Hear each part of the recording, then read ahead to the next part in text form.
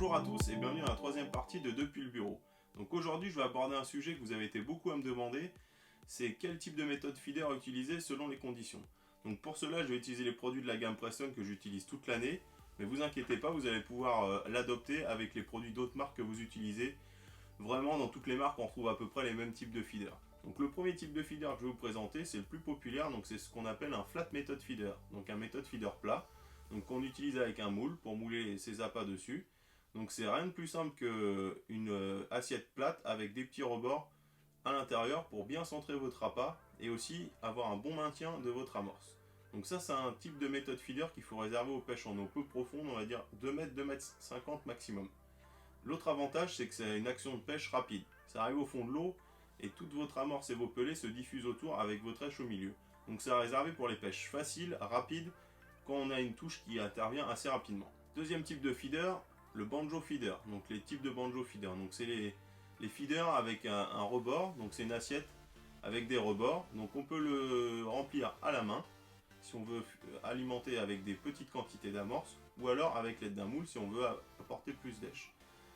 L'avantage de ce feeder, c'est qu'il a une action beaucoup plus lente, donc il permet de pêcher dans les eaux plus profondes. Une fois qu'il va arriver au fond de l'eau, comme on peut le voir, il y a très peu d'èches qui vont se mettre autour, donc on a vraiment un amorçage très précis, et donc le poisson il voit tout de suite votre rêche au milieu. Troisième type de méthode feeder, le méthode feeder distance. Donc comme vous pouvez le voir, c'est un mélange des deux entre le flat method feeder et le banjo.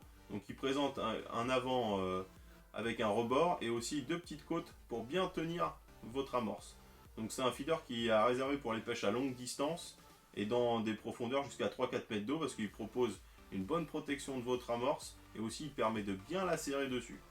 Et donc dernier type de feeder à utiliser en carpodrome pour les pêches dites méthode, donc le pellet feeder. Donc ça c'est un feeder, c'est comme un feeder fermé sur le dessus, donc il vous permet de surtout utiliser des pellets.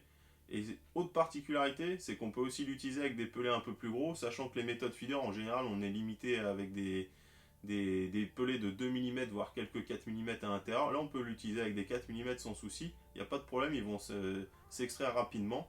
Donc ça c'est un type de feeder à réserver pour les pêches en eau profonde parce que comme vous pouvez le voir, il a une dissolution très lente, donc il va permettre une descente de votre feeder avec très peu de particules à la descente et une dispersion de vos pellets, vos amorces sur le fond. Voilà. Et autre avantage de ce feeder, du pellet feeder, c'est qu'il n'y a qu'un sens pour le poisson à trouver votre appât. Contrairement à tous les types de méthodes feeder qui sont assez ouverts, le poisson peut voir de tous les côtés. Donc c'est un autre type de présentation. Donc le pellet feeder est réservé aussi pour les pêches difficiles où il faut laisser sa ligne très très longtemps dans l'eau. Donc voilà, j'espère que ça vous aura éclairé sur les types de méthodes feeder à utiliser en carpodrome ou en milieu naturel. Et on se donne rendez-vous la semaine prochaine pour la 4e partie. Donc n'hésitez pas à vous abonner à ma page Facebook, Baptiste Fishing and Tips, vous abonner à la chaîne YouTube et mettre un petit pouce. A bientôt!